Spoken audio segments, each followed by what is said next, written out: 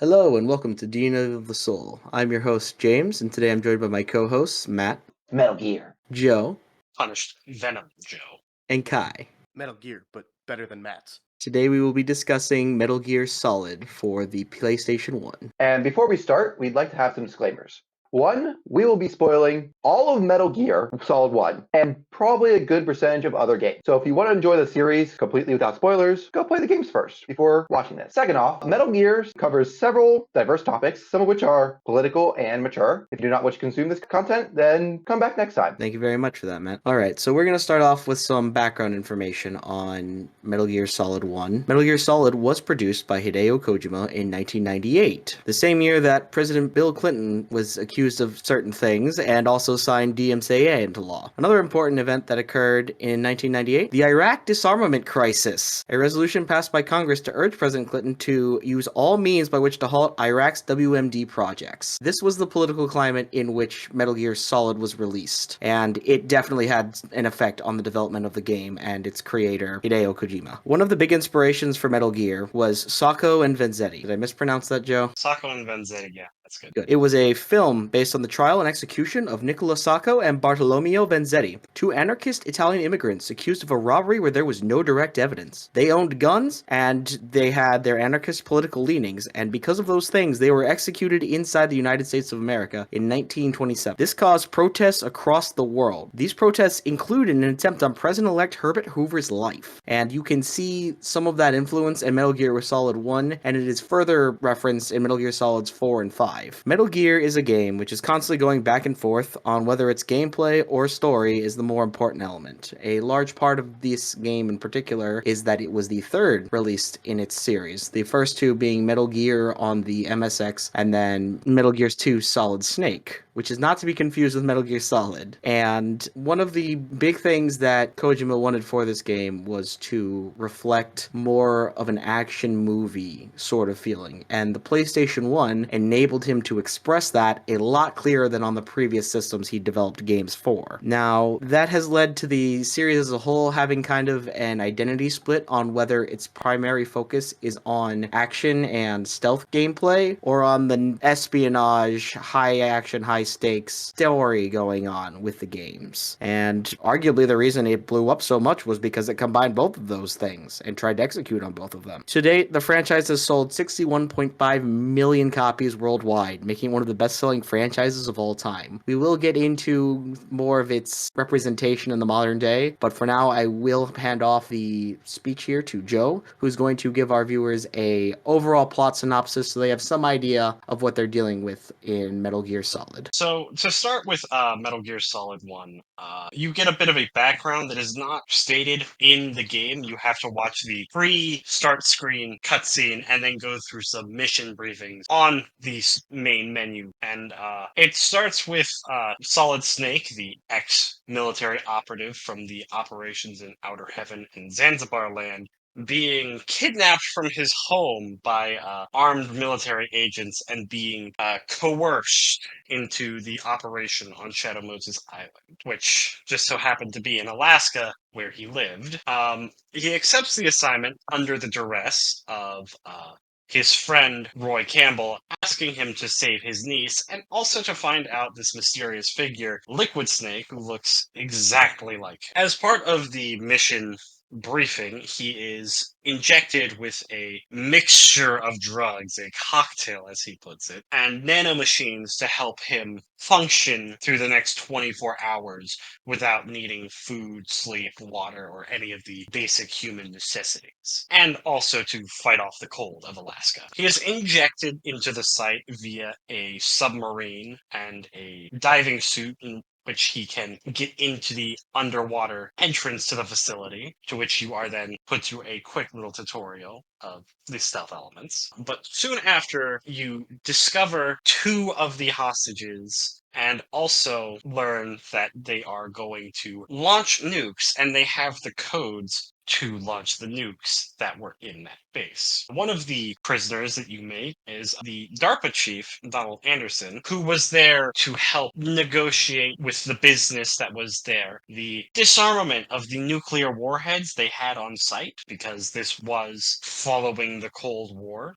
And you meet Meryl, the niece of Roy Campbell, the colonel, who is the CO of your operation. Shortly after, you learn of a key activation code to deactivate the nukes, and you're sent to find the third hostage, the president of the company that was creating the warheads and weapons of which to launch them, Kenneth Baker, who, just like the DARPA chief, they both suddenly die shortly after you meet them. And they reveal to you that they were working on a bipedal nuclear launching tank that was a stealth weapon that could not be picked up on any radars and could go through any terrain anywhere in the world and launch a nuclear strike anywhere that could not be picked up on radar. As for the world having just come out of the Cold War shortly after the game was developed, this was a very hot topic at the time. Roy Campbell, the colonel, then instructs Snake that he has to destroy the Metal Gear, as is the plot of just about every single game. Snake is supported through this with by a staff of Naomi Hunter, who was the woman who injected Snake with all the drugs, Master Miller, his old mentor from the first two games, Mei Ling, a honestly kind of stereotypical depiction of a Chinese woman who functioned as the game's save tool, and Nastasha, a Ukrainian nuclear scientist who was very much a commentary on Russia in the world at the time, and a mysterious man that just kind of contacts him out of the blue, going by the codename Deep Throat. Snake is instructed that his mission will be to take out former members of his own unit, Foxhound, of which includes Decoy Octopus, a master of disguise, Vulcan Raven, a giant and shaman, Sniper Wolf, a deadly sniper, Psycho Mantis, a man with psychokinetic powers who can manipulate things with his mind, including other people, Revolver Ocelot, a dangerous and enigmatic figure who has very complex motives as revealed through the game, and the leader of the whole operation, Liquid Snake. They are all in command of a large army of genome soldiers. Throughout the course of the game, Snake does battle through all of these members of Foxhound, and eventually coming upon a engineer on site of Shadow Moses Island, who was tasked with the creation of the Metal Gear, named Hal Emmerich, who is a very stereotypical anime otaku, and as such, he gives himself the code name Otacon, which is short for Otaku Convention. And in meeting Otacon, he also meets with the mysterious cyborg ninja Gray Fox, who he recognizes as his old friend and adversary from his operations on Outer Heaven and Zanzibar Land. Snake, upon defeating Gray Fox in battle, who has very questionable motives as to what he is even doing there, has to then track down Meryl again, as she went in disguise as an enemy soldier, and has to locate her by denoting the way she walks, mainly by staring at her butt. That is real. It is enunciated upon 3 times before the interaction occurs in game. They really want you to know to look at her butt. Yes, and upon reuniting with Meryl, Snake then goes into battle with Psycho Mantis, as he is instructed that he needs to get to another part of the base, of which is being blocked off by Psycho Mantis, who uses his mind control powers to manipulate Snake into not fighting back by controlling Meryl. And then upon apprehending Meryl in a non-lethal manner, Snake is then able to switch his controller to port 2 and kill Psycho Mantis. Shortly after their encounter with Psycho Mantis, they are thrown into a wolf den, which is a bit out of place until you come upon the very next room with Sniper Wolf, the sniper on the operation who cares about wolves. Snake and Meryl encounter her, unknowingly walking into her sights, and Meryl getting each of her limbs blown out by sniper fire, and then telling Snake to leave her to die because she was only a liability at that point. Snake then has to track down a sniper rifle so that he can engage in long-range combat against Sniper Wolf, which he manages to succeed. After which, Snake goes to continue his mission, wondering what happened to Meryl as her body disappeared in between picking up the sniper rifle and fighting Sniper Wolf, only to be quickly apprehended by Sniper Wolf and two armed guards, and taken to a historical first for the series, the torture room. He is lectured in the torture room by Liquid Snake about a bit of what's going on, and that they're going to launch a nuke in order to incite some form of rebellion in the world and start a war between America and Russia. And Liquid Snake tells Solid Snake that he hates him on a personal level, despite never meeting before this point. After which, Revolver Ocelot, who had already had his arm cut off by the point you meet him again by Gray Fox, then gives you a very fun torture sequence in which Snake is repeatedly electrocuted until he either gives up or endures long enough to have Otacon come free him from his cell and break out. Also in this room, you meet Johnny Sasaki, a random guard who has a penchant for diarrhea, and he becomes a major character in Metal Gear Solid 4 later. Also, in the room you are being held, you find the corpse of the DARPA chief, who appears to have been dead for several days. This causes Snake to question quite a few things. When did he actually die? Why was his blood drained? Stuff like that. But then Otacon lets him out of the room via a ketchup packet that he uses to fake his death. And you're kind of clued in on things about who the original DARPA chief that you met was, being that you haven't heard anything about this decoy octopus character since you got there. Snake then retrieves his gear, of which a time bomb was placed in it, just for good measure. Just for good measure. Thanks, Ocelot. Yeah. Then your goal is to go back to that tower where you had been apprehended beforehand and get to the other side of the base so that you can find and destroy Metal Gear. Metal Gear. However, as part of the game, upon getting to the tower, you're discovered in a cutscene, and you then have a action sequence where you have to run up the entire height of the tower by guards shooting at you the whole time. They're infinitely respawning. And Liquid Snake reveals the Hind D helicopter that they had received from Russia at the start of the game, and initiates a sequence where you have to rappel down the side of the tower while being shot by steam vents that had been shot open by the helicopter gunfire. After you rappel down, you're able to get over to the other tower, meet up with Otacon, and be told, you gotta go swat down the helicopter. So Solid Snake grabs a rocket launcher and shoots down a Russian military-grade helicopter with his bare hands and a rocket launcher. No small feat for any ordinary man, which the game makes note of because he is the ultimate soldier. Afterwards, you get to go use the elevator to go down that tower, which the game doesn't tell you, but there are actually 4 invisible guys inside of that elevator, and they try to kill. Upon reaching the bottom of that elevator shaft, after taking down 4 guys who got the drop on him, you are then faced with the second Sniper Wolf battle in a field of snow through a storm where she is just able to shoot you because she is that skilled of a sniper. And upon defeating her, she actually dies. She has a big, long cutscene talking about her own personal experiences on the battlefield, in life, and with Big Boss. Big Boss being the most important character throughout the entire Metal Gear franchise. And you are clued in that something is up with Big Boss's DNA and every single person on that base. Otacon, who had fallen in love with Sniper Wolf, comes up and has asked Snake,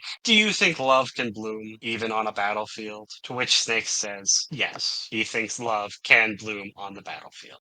Then they go through and they get through a blast furnace, which is notable. And they fight Vulcan Raven inside a freezer, who admittedly is very weak narratively. He doesn't really have much to say of anything or note. He's just kind of the enemy that's put in the way. They just kind of needed a boss fight there. After defeating Vulcan Raven, Snake runs into the Metal Gear itself. He finds Liquid and Ocelot talking about the launch codes and how they're ready to fire, and is then put through a puzzle sequence where he has to get the deactivation code for the nuke, only for it to be revealed that he just activated the nuke, not deactivated it. Upon doing this, Liquid runs out, hops in the Metal Gear, and a boss fight ensues. Man versus giant death machine. Gray Fox shows back up. He does enough damage to the Metal Gear to allow Snake to actually defeat it and take it down. And then Liquid, after dying for the second time in the game, pulls Snake out of the wreckage of the whole fight and has one last fist fight with an unconscious Meryl with a bomb strapped to her heart in the flaming remains of the Metal Gear. The implications being, of course, that Liquid dragged both of their bodies up there after it had already blown up without his shirt on, which is at least funny to me. He had been shot with several missiles up to that point. More than Like several.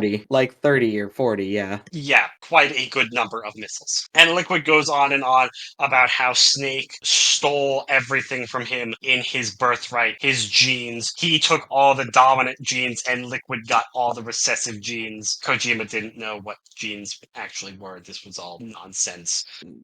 They are clones of one another. That is why that is important. Yes, they are clones made of Big Boss that had been implanted in the wombs of surrogate mothers as part of the Les Enfants Terribles project in order to create the Ultimate Soldiers. This series isn't confusing at all, we promise. So after Snake has a shirtless fist fight against Liquid on top of the Metal Gear, he kicks him off of it.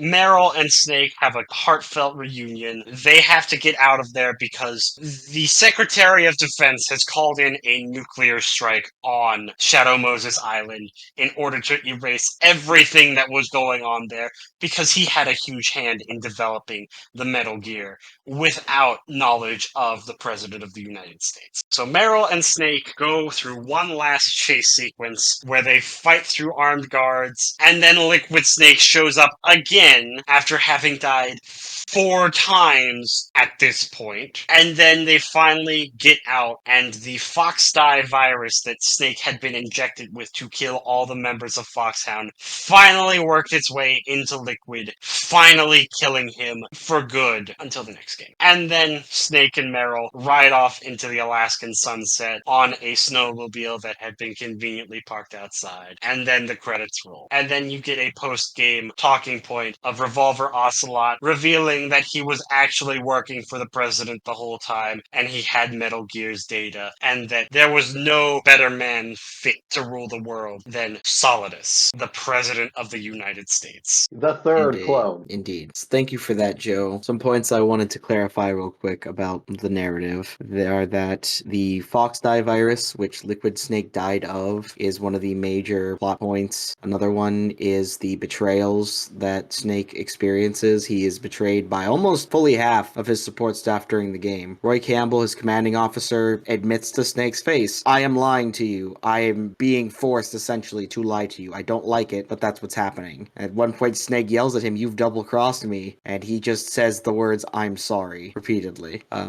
Furthermore, the master that was supposed to support Snake was actually Liquid Snake in disguise, and that Roy Campbell had accidentally given Liquid Snake access to Snake's comms, so he was able to view everything Snake did throughout the entire game. And then finally, the injection he received at the start of the game by Naomi, that was the third betrayal, because that had not only the Foxdie virus meant to kill Foxhound, but it also presumably had something in there to help kill Snake, but he doesn't know when. And those are the major plot points that you come out of Metal Gear Solid 1 looking towards the sequel for are, will Snake survive Foxdie? And the President of the United States is a Les Infantes Terribles, which is yet another clone of Big Boss, like Liquid and Solid Snake. We will now have Kai introduce the various game mechanics and bosses of Metal Gear Solid, and then we'll take a little time discussing each one of them as they're brought up. All right, so a lot of bosses in this game, especially for a PlayStation 1 era game. The first boss you encounter is Revolver Ocelot. Sort of a basic first fight, but that's kind of how it should be. As he is using a revolver, you count his shots to see. You count his shots until you have an opening, and then you're able to attack him. You can melee him. You can fire your weapon at him. As he is just a man, you can also use stun grenades on him and create an artificial opportunity other than him running out of ammunition. The next real boss you fight is Vulcan Raven. Hold on before you advance. Hmm? Is there would anybody like to talk about Ocelot in that first fight? 'Cause I would. There is some great dialogue there. Yes, there is. So when that fight's happening, the CEO of Arms Tech, which is the big military arms dealer that's involved in the Metal Gear project, he is strapped with C4 to the center of the room, and it is a very tiny room. And it's the first real boss encounter you have in the game. And when I first saw that, my initial impression was, oh wow, that's actually that's tense. The environment here is tense. And that was the first boss fight they had that kind of executed on that tension. It also created tension when you were, firing your weapon towards, Explosives? Yeah. Yeah, and the center of the room was lined up with tripwire that would blow up the entire room if you go through the center of it. It was very tense situation, albeit the boss fight itself ended up being kind of easy. But Right. It's not the hardest, but it's it's a a good tutorial intro. boss. Right. And Ocelot's taunting you the whole time. There's some sick burns in there. So the next fight we have is Vulcan Raven in a tank, which essentially just teaches you to use grenades. It's just showing you that, I don't know. I guess it's a test of your accuracy, and It's also go ahead. it's also a reference to Metal Gear 1, I believe, in which you basically do the same fight in a 2D space against another tank. And as a child, I played the original Metal Gear game, and I remember I never finished it because how would I? But I remember throwing the grenades at the tank and being utterly confused on what on earth I was supposed to do next. Yeah, because it kind of does, but it's fun. It's an interesting mechanic. The And next fight we also, have. Vulcan Raven survives. He has 5 grenades thrown in the tank with him, and he just gets up afterward because he is giant and shaman. Yeah, because the bigger you are, the more explosion tolerate. That's clearly how it works. Yeah, 100%. Let's see. The next fight we have sequentially is Gray Fox, who we at the time of fighting him, you don't know who it is, but it turns out to be okay, sorry. You're fighting Snake just thinks he is a cyborg ninja and doesn't know his identity, but he later learns it is Gray Fox from Metal Gear 2, I want to say. He was in Right? both. He was in both Metal Gear games. Okay. He was a major character. Yes. So it is revealed that this cyborg ninja is Gray Fox, and so after fighting him, Snake is dealing with this revelation that his friend is alive, but also turned into this horrific monstrosity. The phrases they use are revived and zombified. Right, he's not himself, and he's the man is clearly insane. He's screaming and twitching and evidently miserable, and so it's kind of if you played the previous 2 games, it's kind of horrific to see this character reduced to this. As for the actual fight, you cannot use guns against him because he will just block every single bullet with your sword. So your only options when fighting him are chaff grenades and hand-to-hand combat and some explosive traps. The fight gets a little tedious because you're just waiting for him to do certain attacks that leave him open and then punch him and then run away. But When I was doing this fight, my immediate thought when I got to the last phase was, wow, there was no way I could have known he was going to emit an electric force field and knock off half my health bar out of nowhere. yeah, That's fun. if you don't have rations equipped for that last explosion, then it's likely you'll go down. But You are able to shoot him in the last bit where he is just circuiting out and freaking out, exploding. But no, the initial first explosion after taking out his health bar is a bit cheap, as a lot of games back then tended to use. right, Honestly, that's not my experience playing the game was that did not happen very often. Honestly, they would introduce the mechanics to you either narratively or it would be similar to a previous encounter, like the helicopter. It just aims and shoots at you. Revolver aimed and shot at you. It's just revolver but bigger now, and it's up to you to use the same kind of methodologies you've been doing against bosses to do that boss fight. So that's why it stuck out to me as kind of it's getting there, but there's still some small remnants of issues left over. there was much less indication what you were supposed to do. I remember when I played the game, I had to figure out I had to look up how to actually fight instead of just figuring it out on my own. So the next fight we have is Psycho Mantis, who probably one of the most meta boss fights I can think of. This is one of the most famous boss fights of any game ever of all Oh, it's time. I see you like playing Castlevania. Yeah, exactly. Before the fight starts, he demonstrates how powerful his psychokinetic abilities are by first judging your play style. So if you've died a lot or have been seen a lot, he'll comment on that. If you've saved a lot, he'll call you like cautious or weak. And then he proceeds to read the files on your memory card to bring up what types of games you play. So, including naming 4 by name, which I believe are Castlevania, Suikoden, Azure Dreams, and there's one more off the top, but I can't think of it off the top of my head. He also brings up several genres that you like to play. If you have like 3 action games, he'll bring that up. 3 adventure games, he'll bring that up. If you have 3 games produced by Konami, he will bring that up as well. He'll say you're a fan of Konami games. And if you have 3 Kojima directed games, that he'll also bring that up. And fun fact, in the Japanese version, Kojima himself will even leave a little thank you message for you after he says that. As for the fight itself, he has several telekinetic attacks where he's throwing different objects at you, and he can also make himself invisible, which you can only counter if you find thermal goggles. If you get into the boss fight arena, though, you are locked there. You cannot go Yeah. back and get the goggles if you don't have them by that point. If you had not found them, you just don't get them. Oh yeah, the most important thing I forgot to mention, he reads your controller's inputs, so you can't attack him unless you switch to controller port 2, which really unique way to make a boss vulnerable. Like I don't think that had really been done before. But the only downside to it really is the only way to figure it out is either calling Campbell 5 times or just sheer luck. Like it doesn't outright tell you. Casually just unplug your controller and plug it into a different port, Well, if you call Campbell once, it hints at it. Like you have to. He says something along the lines of, "You need to hide your controller's input somehow." But Nick, can you I think of believe- any way to shield your thoughts? Like, he's Right. very vague about it for the first 3 calls, and then he's finally like, wait a minute, it has something to do with your controller. And you called him the last time, he just outright says, that's it, put it in controller port 2. So yeah, it wasn't made very obvious that that was what you were supposed to do, but it is cool. I thought it was fun, but I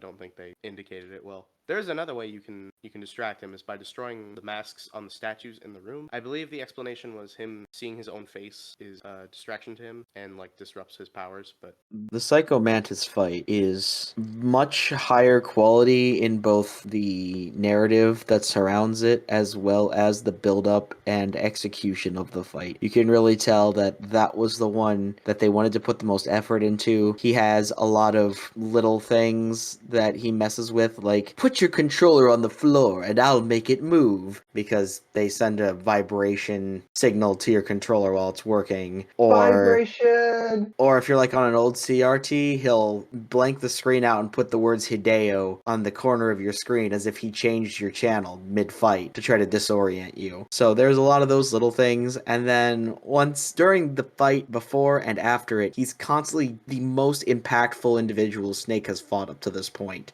He possesses Meryl and taunts Snake and basically tells him, you like her, right? You're just like any other man. You just want all these things from this woman. And then during the fight, when he can no longer read your mind, he screams out the word why over and over again every time you hit him. And it's incredibly satisfying if he's been torturing you for a while when he starts doing that. And then after the fight, you and Meryl take a lot of time to listen to his sob story as he's dying and understand his motives for why he's the most psychotic single individual in Metal Gear. It's not good. He's not got complex motives. He No. killed his dad when he was young, and it just kind of messed him up forever. yeah, I will So. say his explanation like for his motive was a little disappointing. Like you'd think it would be a little more interesting considering he's a psychic, but It is later revealed that he was allied with Liquid Snake from a young age, and that they had known each other for 20 years at this point. So You gotta they help had, your bestie. yeah, they had just been working together for each other for a long time, and they deeply cared about each other's motives. At least Psycho Mantis did for Liquid. Liquid, however, was a bit of a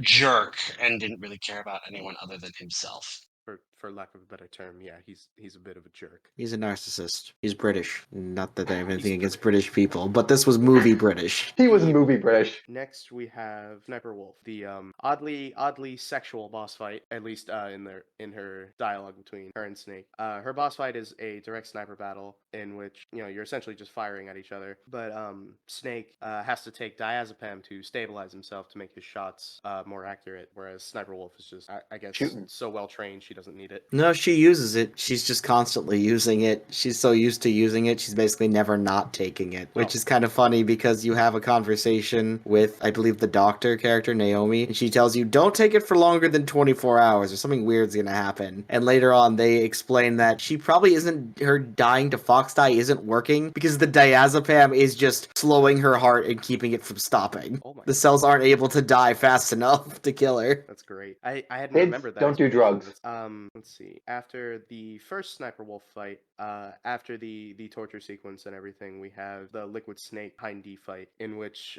this is where you need to learn how to use Stinger missiles. It's a pretty basic fight in its fundamentals of just dodging attacks and then retaliating. But it's cool in concept of just a man versus a Russian gunship. It was the most entertaining fight for me in the entire game by far. I think that battle is worth going through the entire rest of the game. Up until that point, it was that much fun. You actively hunt down and shoot down a helicopter in a PS1 game. This was the same time and era as like RoboPit and Final Fantasy VII. And Castlevania Symphony of the Night. Like, All right, that's the outlier. no, I'm saying like this game was big. Like, I mean, Final Fantasy is a big game, but like they did a lot with what is it, 2 discs? It is 2 discs, although the bulk of the content's on the first disc. Yeah, but still, and like I said, bulk contents on the first disc. Like, it's impressive how much they got in there. Also, didn't Final Fantasy come on like 4 discs? It did, Final yes. Fantasy is massive, and I feel like that's the outlier more than anything. Next, after the Hind D fight, we have Sniper Wolf 2, which is more or less the same. You have access to other weapons, like you can use the Nikita missiles and other weapons, but for the most part, it's the same. After we have the true Vulcan Raven fight, which is interesting, and you kind of turn the tides on him with the claymores that he used against you in the tank fight. You're able to set them up in like maze of storage containers and then lure him to them. It's a fun one. It was one of the more creative ones in my opinion. It did strike me also as one of the more impressive boss fights in the game, as you take this concept that was used against you, which was a minefield that you had to get past to advance, and now you're given a space where you can set up a minefield, and that's an optimal way of defeating the boss. You can prepare the same kinds of traps used against you on somebody else and use that to advance through the game. It also reminds me, like, this fight also planted the seeds, I think, for the Fury in Metal Gear Solid 3, because it's a very similar concept of like a super strong enemy that you need to rely on stealth and like your environment to avoid. He does have a minigun, yes. He is giant and shaman. And after Vulcan Raven, we have, the big poster boy, Metal Gear Rex. Metal Gear. Obligatory Metal Gear, in which it forces you to use several mechanics in a sequence. But so this is probably the hardest fight in the whole game. Assuming you're stocked up on rations and you have a good amount of stingers, it's not undoable, but it definitely gave me the most trouble when I played the game. I mean, it's essentially the final fight. I would hope that the final climactic fight feel of the game would be one of the harder ones. Well, it's technically not the final fight. I guess It's the climactic, like the big fight against the giant robot you've been hearing about the entire game. You want that to be hard. You want that to be the difficult thing to do. The mission Yeah, is complete when you defeat Metal Gear Rex. Snake's character is complete after you beat Liquid. Exactly. right. Yeah, no, I wasn't reprimanding the difficulty. I was just pointing out that this is likely the Not the hardest last. fight. Yeah. Yeah, the fight does require quite a number of chaff grenades to prevent the lock-on missiles from hitting you. Now, I do believe that fight was what inspired a later game on top of Metal Gear Solid 4, which, with a certain cyborg ninja character, since during the Rex fight, a very impactful part of that fight, and maybe the most impactful thing that happens during one of these boss fights, is that Gray Fox pops up and just eviscerates like half of Rex and disables different parts of it to help you be able to take it down permanently. Cyborg ninjas are cool. Cyborg ninjas are cool. Yeah, That's why they made a whole unfortunately, game based on them. Unfortunately, that cyborg ninja died in that of damaging Metal Gear Rex for you. We salute you. We do salute Gray Fox. He was the only fox that there ever was. He's the only member of the Foxhound unit to ever receive the rank Fox, which is their highest rank in their unit. That is true. I had never thought about that. All right. And our final fight here, the fist fight on top of the remains of Metal Gear Rex with Liquid Snake, where you fight fairly for the first time, fairly being in quotes. It is just a straight up brawl. It's just Liquid and Solid throwing hands, and there's some phenomenal dialogue between the two. The actors, I forget voice actor's name for Liquid Snake, but him and David Hayter absolutely go off in this scene. It's fantastic. And that's all the fights, isn't it? That's the Yep, game. that is all the fights. Well, I guess It unless you is. count the race out of the facility as it's about to blow, because And notably, Liquid on top of the Metal Gear refuses to die until you throw him off of it. that is true. Then he still doesn't die. Yeah, and then Yeah. he still comes back for one last hurrah. It was Cam Clark is the voice actor for Liquid Snake, although he is credited in-game as James Flinders. Interesting. Sometimes voice actors go by different names because they're in unions, so that could be what that is. Don't actually know what the answer is for that one, though. Why he wouldn't buy a different name for that. Gameplay-wise, the majority of Metal Gear Solid is decently solid, I would say. It paints a lot of the groundwork for what later games would improve upon, and that other games in the genre would take for themselves. Assassin's Creed's a big one. I believe there are some stealth sections in Call of Duty games. They're not nearly as good, though. No. And one major thing I would say I like about the gameplay in Metal Gear Solid 1 is that if you are smart enough and you get found, you can probably salvage it. If you stop time for a minute, evaluate the room, try to execute on a plan to get away, there is a chance you will be able to escape. And I think that is good for that kind of game. It's not just an automatic game over. It is on harder difficulties, but when you're first learning the ropes and you haven't memorized all the patterns and difficult elements that you're working with in your tools, I think it's one of the most empowering things you can have in a video game to be caught and then recover yourself from the negative situation. There are 20 guns pointed at me, but I will make it out of the situation. And the unfortunately, probably the biggest attraction is the camera and how little control you have over it throughout the game.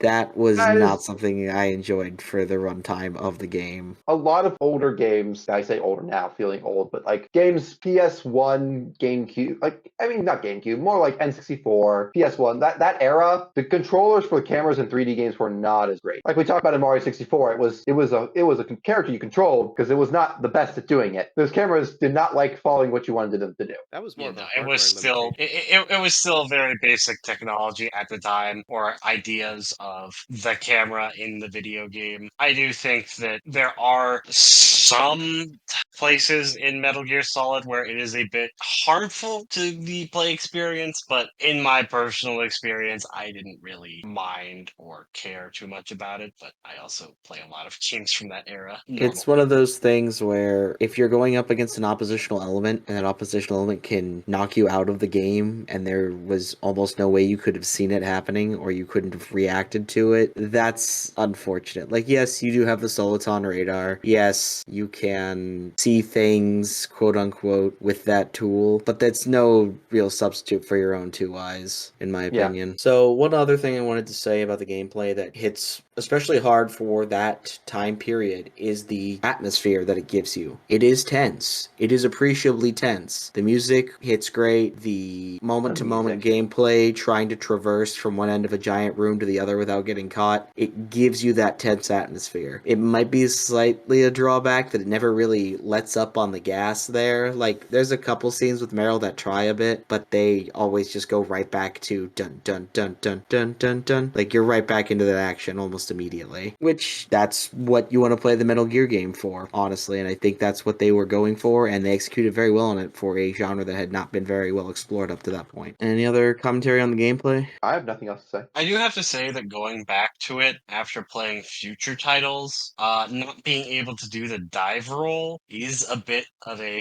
thing for me. But other than that, I think for what it was at the time, objectively, it's fine. I have one last major personal complaint. Why can Snake not hold a key card with one hand and something else in the other hand? He can hold a gun in one hand and anything else in the other hand. It's Right, but fine. he can't wear a gas mask and hold a key card. And hold a key card at the same time. He must breathe That is poison way if he too wants much to work. open a door. That's way too much work. He If you cannot open the door, there's no gas. He cannot hold a handkerchief and night vision goggles at the same time.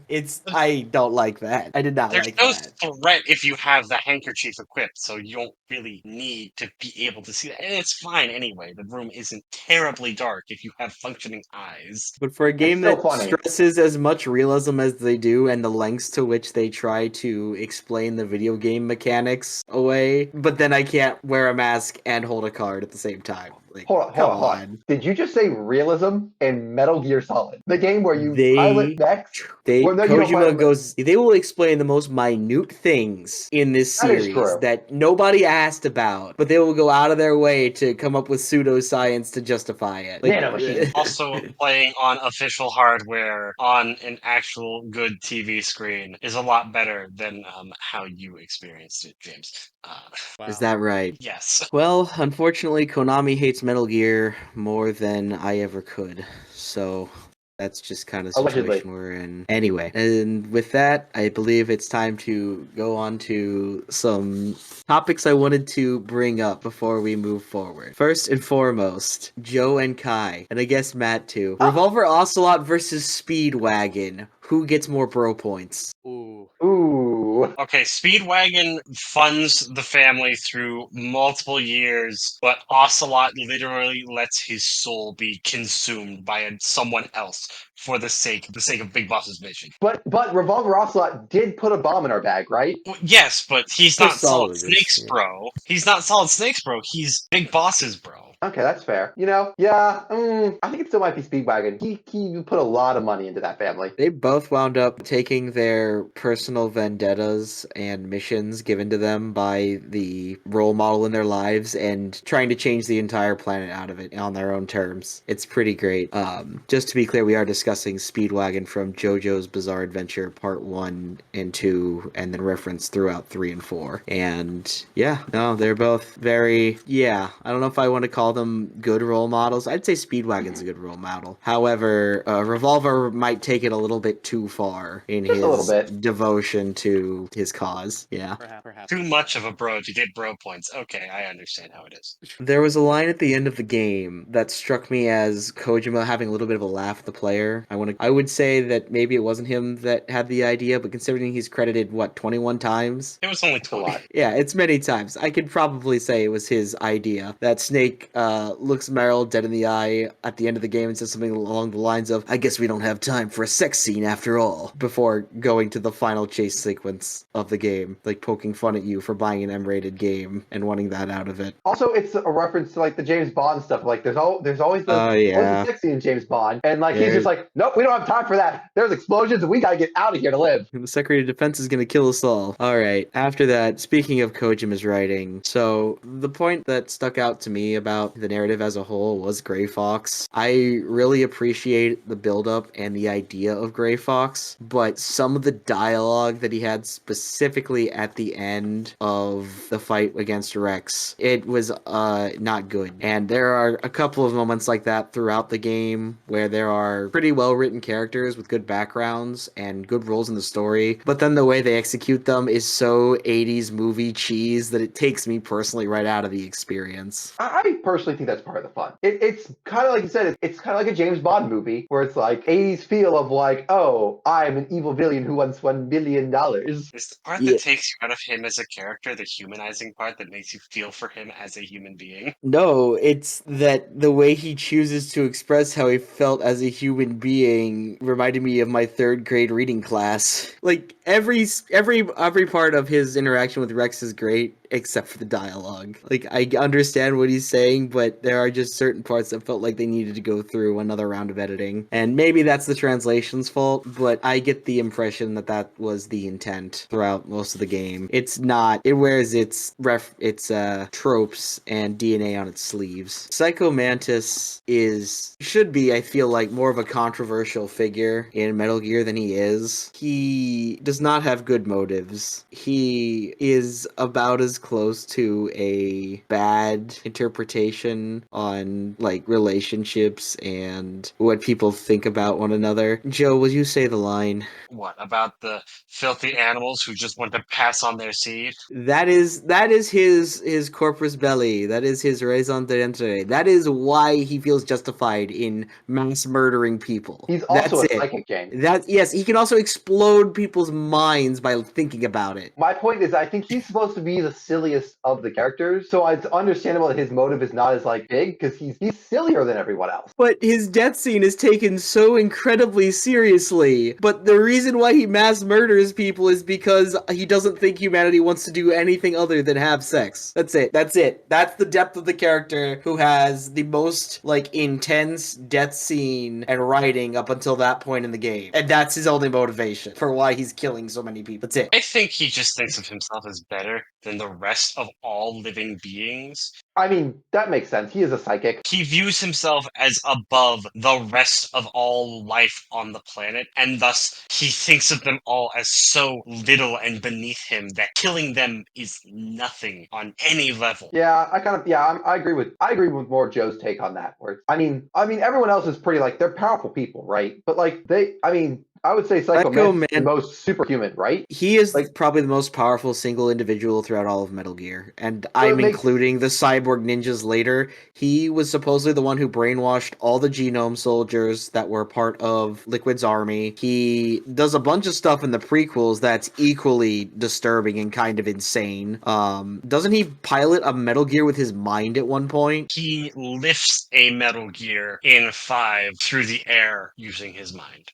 That's it's even absurd. better. That's absolutely absurd. And the individual, and like, yes, there's some god complex going on there, but the way he chooses to express it is so banal that it makes it hard for me to really take him seriously. But especially with how strong he is. Like, there's not really another Psycho Mantis I'm aware of that ever shows up in Metal Gear. At least not at his level. And for all the science and technology and science fiction they have going on, the strongest guy in this setting is still basically a fantasy character. That's weird to me, personally. He is referenced through one of the Beauty and the Beast units in Metal Gear Solid 4, I believe. I have some minor complaints, and if anybody thinks they have an answer for one of these, let me know. I'm just going to rattle them off here. Why do the chaff grenades not disable the computers in the nuke computer room, but they do disable the gun turrets inside there? I think it's due to the fact that the computers are wired to everything, and I believe the cameras kind of use a radio wave to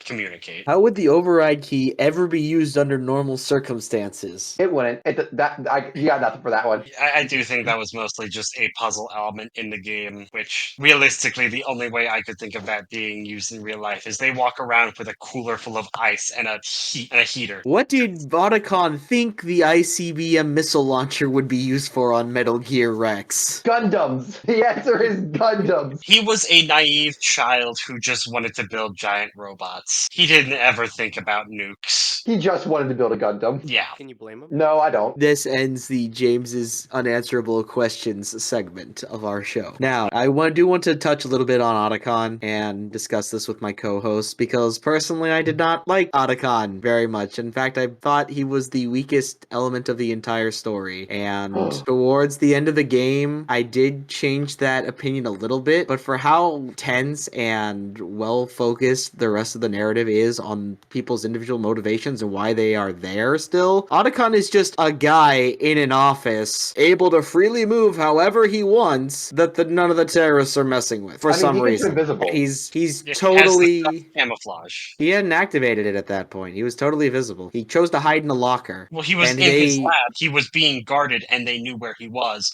And then Gray Fox come in, kill all the guards, and then... Why did they care? They tortured the DARPA chief to death. What's so special about Captain Gundam Fanatic that doesn't know enough to be killed by the government? What does the main engineer of the giant weapon they're trying to use have to do with anything? They didn't keep anybody else. He was the only one in there. Yeah, he was the main engineer. But he didn't know anything about the aircraft they cared about. He knew about the Metal Gear itself. All they had to do was stick the nuke in the missile launcher. The only part of the game that I'm aware of they talk about with Otacon's role after being kidnapped, and I could be wrong about this because I didn't read every codec, but the only thing in the main plot they bring up is that he fed the dogs, and Sniper Wolf liked that he fed the dogs, so she kept him around. Can love bloom on the battlefield? No, Otacon. No, it really can't. Not after Snake inserts 2 bullet holes in her lungs. I do understand his inclusion from the way the games are written to an extent. He is not meant to be taken super seriously. Honestly, what I was really hoping when I was playing the game was that Miller would turn out to be Otacon, and that he'd been just putting up a very good show up until that point, and that's why Miller's comm signal was coming from inside the base. No, Otacon has no skeletons in his closet. He is a perfectly clean character in an otherwise very dirty series, and I think that's why he feels so out of place. Because he's the innocence represented in the game. But can love bloom on a battlefield? He's a grown man, for Pete's sake. But he is a weeb, and Joe would know how it's like. He's not a soldier. No, he's not. Now we're going to discuss a couple of things I discovered in my research.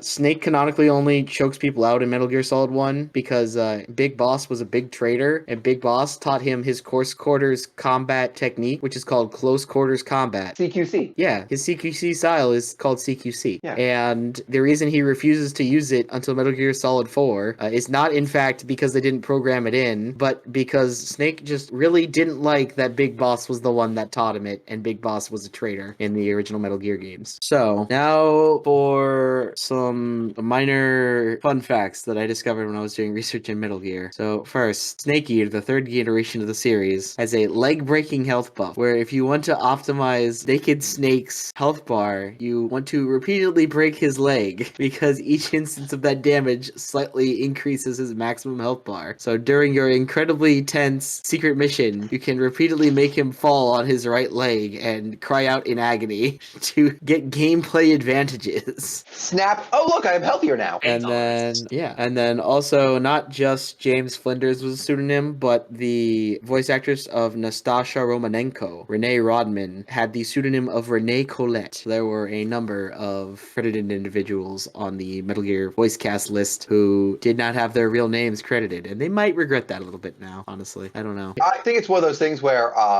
if you're in a union, you can only work for companies that are in your union, that like unionize with them. But if you're offered a job for a job and you want to work it, you can't put your name in the credits. So what they do to get around that is voice actors will switch their names in the credits and go by a pseudonym. I see. Yeah. Interesting fact. Did not know that. Do you guys think we have enough time for the victory boss discussion? I think this has gone on long enough. Unfortunately. We may come back to it. If we cover Snake Eater, we'll go more into Victory Boss, which Okay, that I works. really enjoy calling him, and we'll continue calling him in the future. Because it's stupid and dumb and everyone hates it. And yet he still insisted that that's what everyone should call him. I think it's precious. So, we are now going to move on to the scoring. The before score for Metal Gear Solid on the PlayStation 1 is a 2. It's the smallest score we've had on the show thus far, I believe in any category.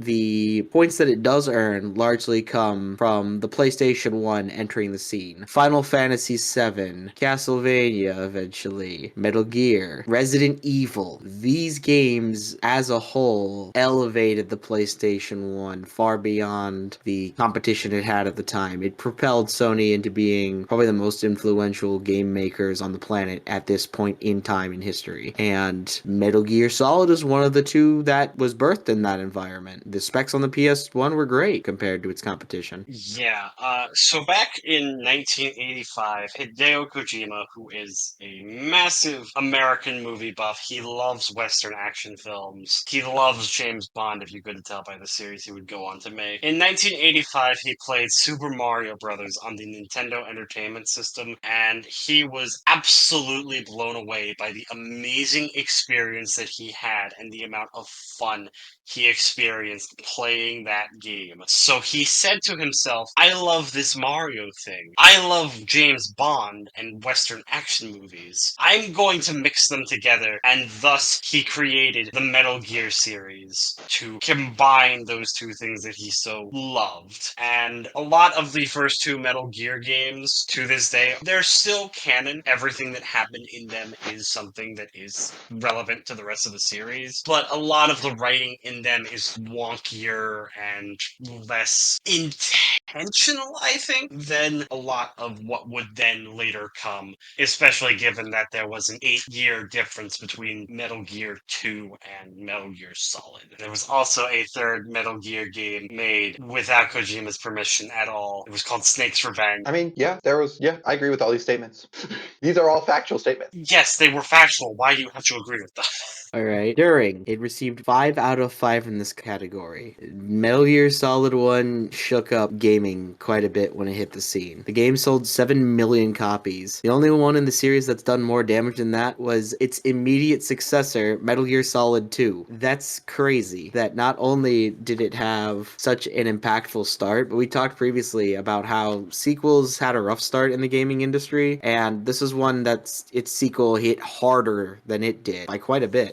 It wasn't interesting when Kojima was like first like developing these ideas of like more storytelling in video games. It was just trying to merge, the strength of like Western action films and combine them with like, like the developing video game environment with like I know Mario specifically he played, but I don't think that was his main focus when developing a stealth action game. But it was also important because it was appealing to an older audience, and it was starting to with this game and Resident Evil and other more mature games in this era, it was appealing to like like older teens and stuff. So it acted as like the start of a demonstration. These weren't just like toys. This was just it was for more people. It wasn't just for kids. It also had an intense focus on stealth gameplay, and it had a reputation as the first big stealth action game. It then received a 5 in the then category. So the then category for Metal Gear is going to be talking a lot about what it inspired and the sequels. As a quick note before we get into the sequels, it did inspire Splinter Cell, a game that I myself have not actually played. But the sequels, Metal Gear Solid 2, that direct sequel made within the first 4 years, I believe, after Solid 1 released, it really cemented a lot of the characters and advanced on a lot of the storylines of Solid 1, and admittedly at the time it did not have a very warm reception, but it later became something that a lot of people liked. Metal Gear Solid 3, to this day, is a fan favorite of the entire series and is widely considered the best of the series. Both of those were on the PS2, but then afterwards, they wanted to explore the story of Big Boss, the most important character through the entire game series, and the player character of Solid 3. That gave us Portable Ops, which was made non-canon after the fact, but still had some stuff that was canon. Weird situation with that. And my personal favorite of the series, Peace Walker, which deals with a lot of the emotional side of Big Boss and the boss, and the fallout of Solid 3, after which Big Boss became Big Boss by killing the boss. Then Metal Gear Solid 4 happened. That was just a sequel to 2 and ended off the entire story of the game. And through all of these games, they kind of sat around a solid 7 million copies sold for each of them as a baseline for around where they did. What they wanted to see out of them, yeah. And you, again, like we mentioned, you can also find the DNA of Metal Gear in basically any game with stealth action as one of its components. A lot of those elements and the idea of approaching the situation as like a puzzle for each encounter and the level design behind it would be taken inspiration from in this genre of video games. It kind of opened up that genre to begin with, so pretty important, I would say, and that's why it earned a 5 in this category. And now we arrive at the Now. The Now segment received a 4. We had quite a bit of discussion about this, and ultimately we decided that the impact that Kojima has had on the gaming industry at large, including his work on Death Stranding, etc., after his departure from Konami, we counted that toward Metal Gear Solid 1, considering that it's obviously proven difficult to make successful Metal Gear content without him, and he's still around and influencing things today. Yeah. He was definitely integral to what made those game special. Yes, Konami during Metal Gear Solid 5 had decided they wanted a total shift in the games that they were making. Kojima wanted the big story-based action games that took years to make, and Konami decided that they wanted quick, cheap, easy games that they just throw out, a bunch of mobile games and pachinko games in Japan. And so there were big differences in what Kojima wanted out of his games and what Konami wanted to be made that they were publishing. So Konami told Kojima, you're done on Metal Gear Solid 5, you don't get that third chapter, and you're out the door. After which, without Kojima, Konami decided, we still have the Metal Gear IP, we can do what we want with it. So they made Metal Gear Survive, a zombie game that had little to no anything going on with anything and didn't have any Metal Gear characters. It was just basically the engine that Metal Gear Solid 5 ran on. And it was absolute garbage in every aspect that you could expect from a game. Metal Gear Survive was like the video game equivalent of a slap in the face to both the fans and Kojima. It was disgraceful. Yes. However, at the time of recording this, we are waiting on Metal Gear Solid Delta, the Super HD current gen remake of Metal Gear Solid 3 that is going to just make the world look a lot more alive and real and like you're actually walking through a jungle than they could on the PlayStation 2. We so far have only seen bits of gameplay and a trailer, and I remain reluctantly hopeful for it because while it does look good, it is still Konami doing it, and Kojima has no part in it, which, considering that the entire game series is essentially written and directed by him himself, they just keep what's there.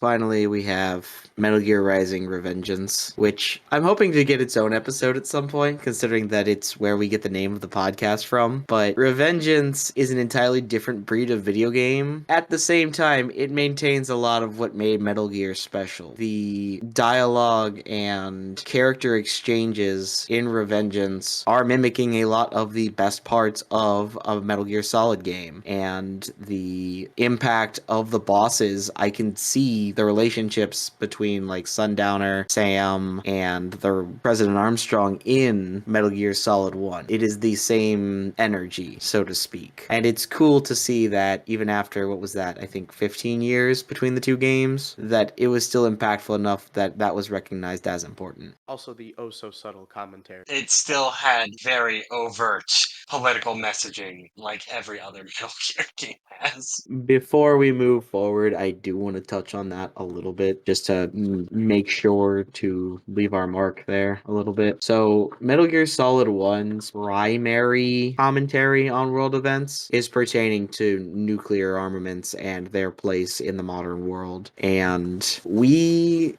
have largely been born, I believe that the youngest member of our cast here was born in the early 2000s, mid 2000s. 06, indeed. And so when this game came out, most of us were very young, too young to understand what was happening, what would wind up happening 3 years after this game came out, and the ramifications that would have on world politics. And an almost disturbing number of these themes would kind of come to life across those 4 years between 98 and 2001. The Ukrainian scientist, Nastasha, the fear-mongering she does in the video game almost perfectly echoes the fears we had in the United States before Iraq was invaded, before we went into a sovereign nation and more or less threatened them to follow our will, which, again, horrible situation, awful situation. But by and large, the international community allowed the United States to invade Iraq on the suspicion that there were WMDs there. No proof that there was anything like that. But Nastasha's arguments in the game are that nuclear engineers are proliferating like wild, and nuclear bombs are not being disposed of correctly or handled properly. And those are the same fears that were the justifications for the Iraq War, which was happening as I grew up. Joe, do you have anything you'd like to say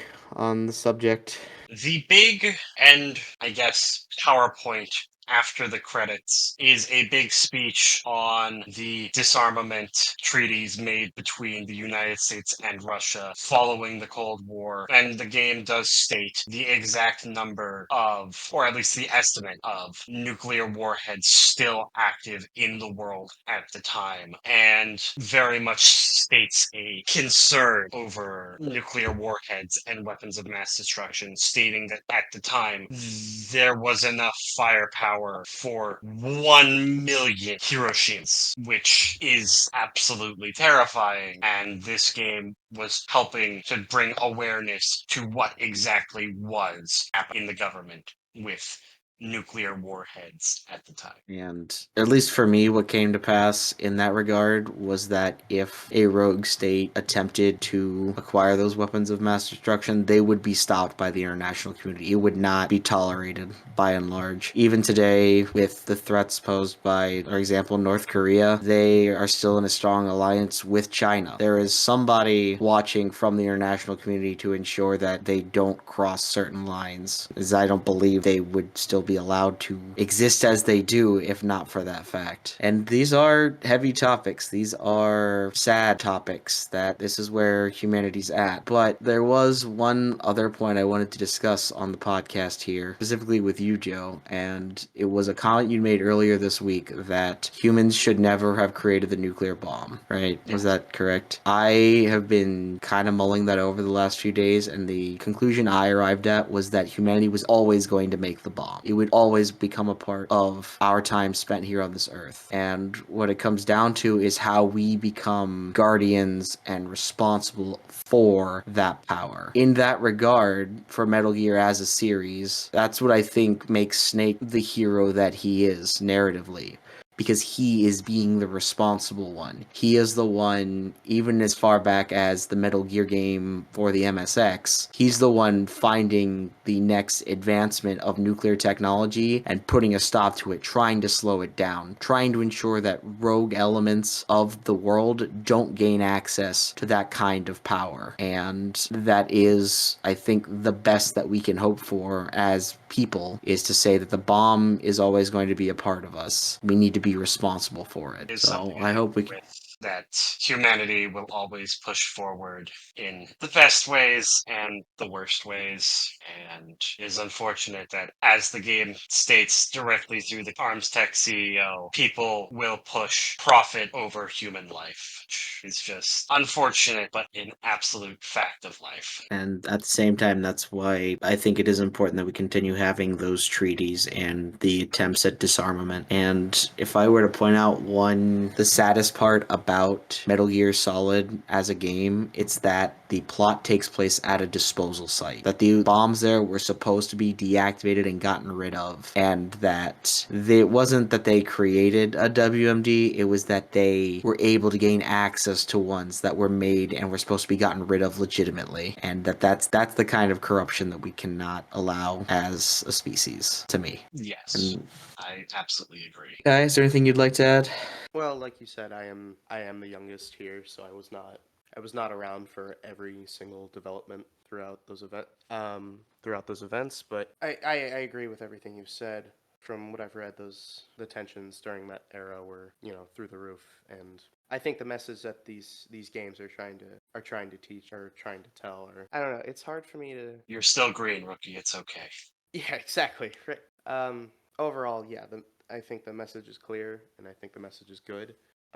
It is unfortunate, like you guys were saying, but like you said, Snake the hero, trying to put a stop to it and make sure these horrible weapons are regulated and don't fall into the wrong hands.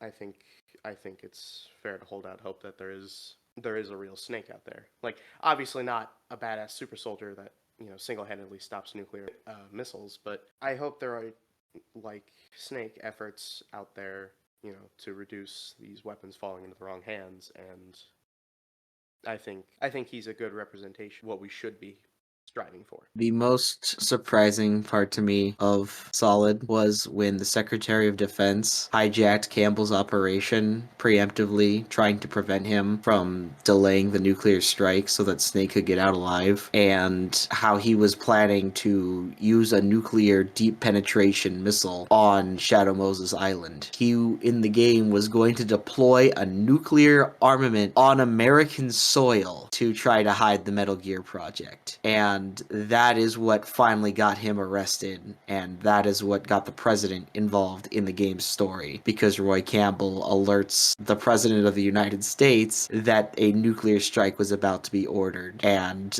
that was the line. Nothing is worth that. Not today, not tomorrow, not in the future. So, with that said, this is why Metal Gear Solid has been considered one of the best video games ever made, one of the best franchises ever made. It has earned some bonus stars. Now, the support of the game, Metal Gear Solid 1, has been maintained throughout the years. There was the Twin Snakes remake that was produced. It had some minor alterations done on it, but it was still made with Kojima's acceptance and approval, right? Yes, Yes. he was involved in the development.